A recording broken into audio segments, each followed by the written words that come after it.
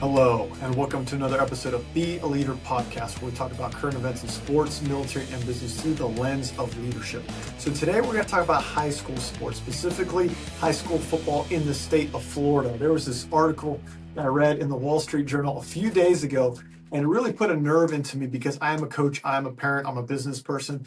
I've done a lot of things, and this thing really drew me crazy. So what is it talking about? It started with 16-year-old Amari Stevens. He is in a helicopter flying over the city of Miami with a videographer, and he is announcing which high school he's going to play next. Again, 16 years old. And the quote that was put on there says, "Everybody and their mama wants to know where he's going to play ball next year." And he's flying over Miami, and he starts pointing out at different high schools and where he could possibly go, and then he ends up declaring that he's going to go to this next high school.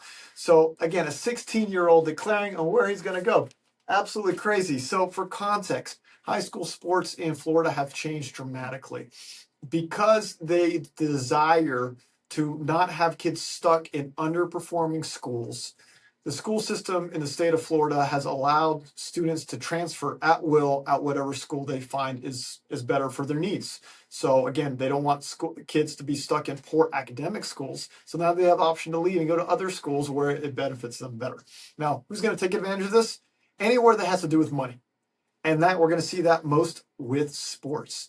And they have taken over by storm. The prior year, 5,688 students transferred during the academic year. This current school season that's about to end, 7,028 have transferred. It has continued to grow. And we look at the story here with Amari. He's transferred 4 times. And yes, he's 16 years old, so it's not like he's transferred 4 times in 4 years. He's transferred 4 times in 10 months. Not even a full year he got transferred. They talked about one game where he played a game, and then the next game he transferred, and he was a part of another school because he wanted to play with the better quarterback. So we go a little bit deeper with Amari before we get into some points of what's going on here. But his parents have left their full-time jobs. They're managing his career full-time. They have invested over $500,000 money for his career. And we're looking at this industry of sports that traditionally is a very low percentage. Usually it's somewhere between 2 to 3% of high school students end up playing in college. And then another 2 to 3% from college end up playing in the pros. And if you look at the pros, we'll talk about the NFL, the average tenure in the NFL is about 1.5 to 2 years. And we're looking at Tom Brady on one side, who played for like 20 years, and we're looking at a lot of players who never make it off the practice squad, right? So the probability is extremely low to make this occur. You have a much better chance. Nowadays, the Wall Street article had an article of one of the best jobs right now that you can make $150,000 in a career is being a maintenance person for elevators. AI not going to take that job. You don't need a 4-year degree for that job. So the putting in gambling everything into this career is it's a challenge to understand by just the numbers alone. The parents quoted saying, because they said they got a lot of criticism, people are criticizing them for what they're doing to their son, almost like pimping out their son. And they said they don't keep the lights on, they don't put in the refrigerator, so it doesn't matter what they say. Interesting quote. We'll talk about that quote here in a little bit. So this is in the sports context, but it's not just about sports. This is a leadership challenge, a leadership failure, I will call it. And we're going to talk about why. 5 reasons why this is a big challenge and something that just, I believe, is the wrong path of what's going on today. So the first thing when I think about this article about parents really using their kids to make money is the fact that parents have a responsibility to their kids. Okay. They have a responsibility to the young people. Children, I'm going to include this, all the way up to 18, they learn from their surroundings. They learn from their peers and they learn from adults, both what they do and what they don't do, what they say and what they don't say. They're sponges because they're trying to learn the world. They're trying to learn where they fit in the world. They're trying to understand their identity, what they're good at, what they can do later in life. And so in this context, the kids learning from the parents, and we look at this young man, he's learning a lot from what his parents are doing and what they're not doing. If we look at the brain, the way the brain is formed. The brain is not fully formed till on average about 27 years.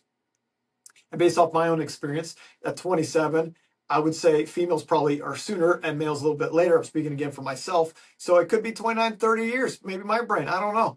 But the point being is it's in the late 20s. It's not in the teenager years. So putting him in a business context at such a young age without stability, without forming some foundation, is a recipe for disaster. When I look at my time in the Marine Corps, there was a lot of responsibility, right? You know that going in. And what is responsibility to look at? I'm going to focus on two parts of responsibility in the Marine Corps. One is I have responsibility for every parent who has given me their son or daughter to train them the best I can and to lead them the best I can in combat scenarios. Okay, because they're giving me their sons and daughters, and I need to make them the best possible Marines and the best possible unit. So for mission success and hopefully to bring them back home too. Okay, that's a huge amount of responsibility from the families. But there's also responsibility to my Marines for my commander. Because if something goes wrong, guess what's going to happen? Commander ain't going to go to my Marine. He's going to go to me. What happened here? Why did your Marine fail? Are you not mission success? What did you do to that Marine? I have the responsibility. The Marines are a reflection of me as a leader, just like children are a reflection of parents. And that can be hard to hear. I have 2 kids myself. They're a reflection of parents. All right. So responsibility is a big deal in the Marine Corps, but it seems here that it's not becoming that. It's just different. It's all about money. We'll go there deeper. At what point does the child stop being a son and start becoming an asset? Okay. It's not about the money. It's not about the person, the growth, but it becomes about the money. Okay. When do they stop being a son or daughter and start becoming an asset? And it's not like it just happened in sports alone. We see it with influencers online all the time, but we're talking about the environment now that's happening in the state of Florida. And there's talks about that going to other states for the same reasons, because money is there to be made. What are parents actually teaching in this? Are they teaching good character, good values, good morals? No, they're teaching conditional loyalty. We'll be loyal as long as it works for us. They're thinking about transactional thinking. Well, what am I going to get out of it? All right. They're talking about external validation dependence. I need validation, but I need it from others paying me and getting me the attention. Okay. The avoidance of adversity. How is that going to help anyone? Everyone's life has a lot of challenges, up and down, some harder than others, but we all have challenges. Life is full of adversity. And if you can't learn at a young age, when are you going to learn it, if ever? Okay. And then identity through achievement, right? Identity is a huge component. I'll talk later about my framework, identity, behavior, result, IBR. But identity is everything. Everything starts with identity. But if you have to have an identity that is only through achievement, what happens when achievement doesn't happen? When you're not getting the yes to your need to feel successful for your identity. This is a cancer. And a cancer grows and it only gets worse. And when there's money on the table or options for money, it's going to keep getting worse and worse and worse. All right. I hammer that point. Parents, adults have a responsibility to the young people because they learn from us. And what are we teaching them? We care more about the money that can be made through them than through that person. All right, that's not leadership. Let's go on to the second point. And I'm going to start talking about some Marine Corps values here. When again, I'm thinking about young people, teenagers, moving around schools to make more money in high school. I think about honor, courage, commitment, the 3 values in the Marine Corps. I'm going to start with honor here. Honor. Honor is protecting what you value most. And when we talk about the context of the Marine Corps, honor is the bedrock of character. Okay? Integrity, accountability, ethical behavior. We care about the character. We want to honor ourselves. We want to honor the uniform. We want to honor our current Marines, our prior Marines, the Marine Corps in general, United States of America. We want to honor all of that through what we do, through what we say, through how we behave. Our behavior, our culture comes from our patterns, our habits. We care about that, our character. That's the most important thing. We protect that. But here, it's about money.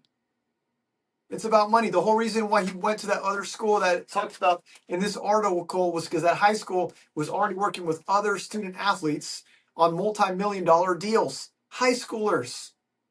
And then later it talks about how he's going to go to Louisiana State University, LSU, to be a Tiger. All right? Because right now it's the most attractive. He might not be there for a whole year. We don't know. That's another topic. But we protect what we honor most. And here it has nothing to do with the development of this child, this young person. It has everything to do with as much money as you could possibly make. It's like building a house on a sand. It's a biblical term, right? It's going to fall. It has no good foundation. Teaching young people to maximize their value before they've ever developed any type of morals, any types of values, personal values. What happens when XYZ? What happens if he gets hurt? That's the easiest one, right? Because we already know if he doesn't get playing time, doesn't get exposure, he's going to leave. But injuries happen. They happen a lot. It happened to me. I had a big football injury in high school. I won a state football championship. I was a runner-up in state football. I had a lot of awards in offensive defense. I played basketball too. I mean, obviously, I'm a basketball coach, coach high school and coach college basketball. But I was a better football player. I had a big football injury that changed the career of my entire life. Instead of trying to go after playing Division III football, I'd rather go to big-time university like University of Michigan and not be a player because my path just changed. Okay, so what happens if he gets an injury? What happens when his career is over? What happens when he starts to level out and other talent oversees him and he just doesn't have that validation anymore? What happens, right? Well, you do anything for the cause of money because that right now is the biggest desire, right? I've coached college basketball. Why did I coach college basketball? That's a great question. When I took that leap to no longer play, and that identity transition was massive, and that's out of scope of this video, this podcast right now. But when I left, it was very, very hard to leave that identity. That's who I was for all my life at that point. And when I worked for John Beeline, University of Michigan, I saw how he impacted the young men, 18, 24, 25 years old, at a major inflection point of their lives, something that it will carry on the rest of their lives. There's two major windows for all of us where there's major impact in our lives that'll take us forever. The first one is from 0 to 2. From when you're in your mother's womb, the environment that she is in, to when you first come out and the environment that you're in has a huge implication all your life. And the second big window is around the teenager to young adult, around 16 to 28 years old, that window there. And so right now, when he's starting that second window, he is learning so much that's going to impact the rest of his life. And when I was there at college basketball coaching 18 to 25-year-olds, it was a massive inflection point in lives. When I was leading Marines, most of my Marines were 18 to 25 also. Huge inflection point in their lives. They learned so much. That's what got me attracted to coaching college basketball. That's the reason I got to become an officer of the United States Marine Corps. That's why I still do a lot of the stuff I do today and currently being a varsity head coach in Dallas, Texas. Okay. It's because of the impact, but it goes back to honor. What are you protecting most? And here, it's not the person. It's not the dignity of the person, their character, their values, their long-term growth. It is making money. And I tell you, being a business person, there is an infinite amount of ways to make money. There's an infinite amount of ways. You should not be giving away yourself for money because there's so many ways. Do not sacrifice your morals, your values, your character, your identity to make money. There's so many ways to make money. Anyways, I think I hammered that point on honor. We're going to go on to the next value in the Marine Corps, honor, courage, commitment. We're going to talk about courage. Again, when I'm thinking about kids transferring schools at will in the state of Florida to make money off of playing high school football, okay, I think about courage and the lack of courage that they're showing.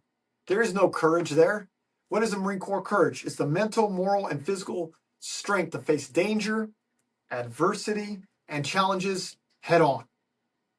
That's the way we look at courage in the Marine Corps, okay? It is physical. People think about physical all the time, but there's mental part and there's moral courage, doing the right thing that are aligned to your values. Where is the courage here for these young men when things get hard? Where is the courage to stick it out and learn from the challenges of life and the football field? Because right now, there's no courage. What about the courage when just things are less ideal? Maybe you're not playing as much, right? Maybe you're not playing that much at all. Maybe your team's losing, right? Maybe you got to step it up and be better. Things are less ideal and you're just going to leave. There's no courage. There's absolutely no courage to the definition of courage, the distinction I just gave, okay? Growth happens in discomfort. Growth happens in challenges. Growth happens in failure. Growth is hard, right? It's not easy. You think about a seed has to die in the ground before it can sprout up and be anything other than a seed. It takes dying to itself, okay? You don't grow through easy money and easy validation. That's not where you're going to grow, okay? When people come to me, because they've had challenges, they're no longer growing. I have to put them in uncomfortable circumstances so they can start using muscles they haven't used before. It's like going to the gym after you haven't gone for 2 years. You do squats one day and your legs are so sore you can hardly walk. It's very uncomfortable, but the growth happens through that. You have to have the courage to go through it to have real, meaningful growth. Anything else is cheap. It's cheap and ain't going to last. Okay. Where is the courage? Every difficult situation can be a great opportunity for growth.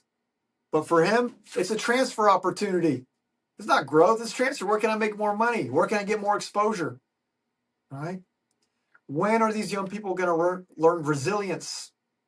They're not. They're not going to learn resilience through that. They're going to be taught by their parents, the adults around them, when things get hard, just leave. You can make more money. You can find more ideal conditions. There is no resiliency. Okay, there is no resiliency. What will this cost them in the long term? What will it cost them? They're either never going to learn or they're going to have a really hard wake-up call in life when they do not know how to deal with normal situations that all of us face in our lives. That's a big, big challenge and a big issue I see here. And now we're going to go to the last value of honor, courage, commitment from the Marine Corps, and that's commitment. Again, I go back to this environment that these kids are in Florida where they just transfer at whim at any high school just to make more money, more playing time, get on a winning team, like just all congregate in one spot mid-season. After one game, you just leave whenever you want. There is no commitment. I am huge in commitments, okay? Commitment is the secret to achieving anything great. Why? Because achieving anything great takes consistency over time, doing it and doing it and doing it and doing it. And I've talked about this before. There's no such thing as an overnight success. You heard about it overnight, but it's a long time of consistency. And that consistency requires commitment. It is there. It is the underlying of commitment. There was a coach quoted in this article talking about these guys don't want what we're selling anymore. They don't want commitment. They don't want character. They don't want integrity. There was one coach, he had success for over 20 years, won multiple state championships, but then all these kids start leaving to other schools, and he has new kids every single year. He says, I'm done with this. He retired. They don't want to learn anything. They just want to make money. They just want to get all the likes online. It's different. What is commitment in the Marine Corps? It is the relentless dedication and determination to the mission, to the team, and to the nation. It's being committed to something bigger than you. What are you building that's bigger than you? That's what commitment is in the Marine Corps. And I don't see any commitment here. And I will tell you, as being a prior college basketball coach who has recruited kids, text messages, phone calls, snail mail, emails, having kids come on campus, talking to parents, taking them through campus, doing all those things, doing everything that a coach has to do to recruit kids, giving them offers. This is a big red flag. It's kind of like you in the professional world. If you've hopped between jobs, and you're applying to a new place, the hiring manager is going to be like, why do you keep moving jobs so much? You're going to do the same thing here, right? I can see here, if you're jumping through all these schools, if you've been to 4 schools in 10 months, why would I ever want you at my school? Okay, I understand Louisiana State would rather have the talent for 1 year than maybe the no year. But if I was Coach Griffin over there, I would not want him. And Coach Griffin jumping in between schools and leaving his school, Ole Miss, in the playoffs to go to LSU is a whole other travesty. So I understand why he wants it, because that's part of his fabric. He'll leave on a whim too. Anyways, college is another topic, and that needs a lot of reform. But as a college coach, I don't want transients. I don't want a guy that's in here and out the door because he cares more about himself than anything else. I want people who believe in something greater than them, who want to build something greater than them, and are along for the journey because it knows it'll impact them for the rest of their life. I'm a leader of men. I am not a pimp. I'm not selling kids out for money. I'm going to make them extraordinary leaders, extraordinary contributors to the society, extraordinary at their careers, families, communities. I build leaders. Yes, money can be made, but that's not the point. It is a result. It's a lagging indicator of the IBR, which we'll talk about here in the next point. Okay. But this is frustrating to see this environment that allows these kids. You can say, oh, it's free market. Okay, so be it.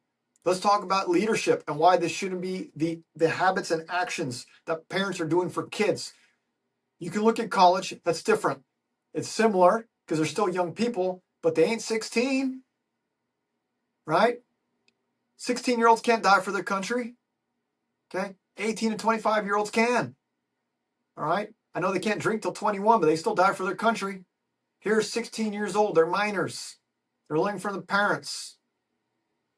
Anyways, you see I'm frustrated by this. Let's go on to the fifth and final point of this. Again, when I'm thinking about the environment in the state of Florida that is allowing high schoolers to transfer at a whim to make more money in high school, 16-year-olds, I think about how outcomes do not create morals. Outcomes do not create morals. Again, going back to that quote the father made in this article, okay? He's quoted, he says, I got a lot of criticism. People call me out, say this is not the way you should be doing things. But then he says, yeah, but they don't keep the lights on. They don't put food in the refrigerator, right? So what does it matter what they say? Okay, that's a load of baloney. That is a fallacy. If you care about keeping the lights on and you care about food on the table, you go to prison, they keep the lights on and they give you food on the table. Is that the ultimate end? No. The outcome does not create it to be okay. It does not justify the end. Okay? It's backwards than my identity behavior results framework. And that is the identity starts first. You build your identity. And then you match the identity with behaviors, a set of behaviors to match. And when they're in alignment, the results speak for themselves. The results are a lagging indicator. You don't go after the results first because then you're going to compromise who you are and what you do. And here, they're clearly focused on the results, the outcome, which is making as much money as they can possibly make during that time period, making the son into an asset, right? The parents are using him. And then what? What happens after that?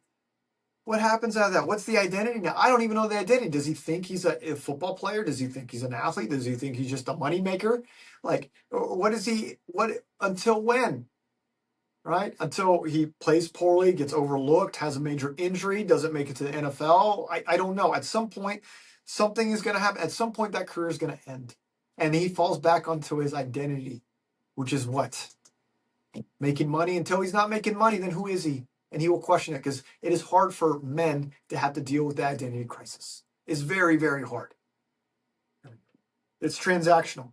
There's no values. This is morally dangerous, building people with very questionable morals. There's no personal leadership. Okay, it does not justify the behaviors. Okay, the outcome does not justify the behaviors. It does not create morals. All right.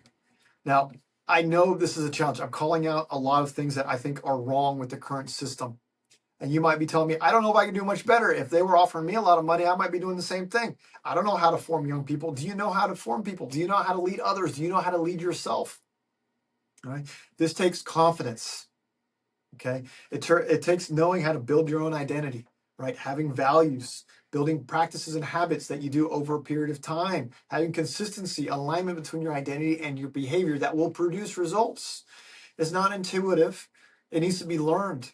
And if you're struggling with this, I invite you to my Confident Leader Bootcamp. It is a 10-week course. We meet once a week live for an hour, and you have accountability within a group led by me over 10 weeks. And it's guaranteed to help you feel confident, find clarity, and build your personal leadership that can also overflow to leading others as well. Okay, it's 10 weeks. You start in June, and I guarantee that your life will be changed. If you're curious, look at the notes. You can reach out to me for more information as well. And look at my website for that. So with that, we're going to go over the 5 takeaways from this episode of Be a Leader podcast. So, the first one, children learn from their parents, okay? Children learn from their environment, from their peers, from their adults, but I'm focusing here on the parents because he still lives with his parents. We all have a responsibility to our children to raise them. They are a reflection of us. It is the most important responsibility that any parent has is their children, the upbringing of their children. So parents have that huge responsibility. What are you teaching your kids? Second, honor.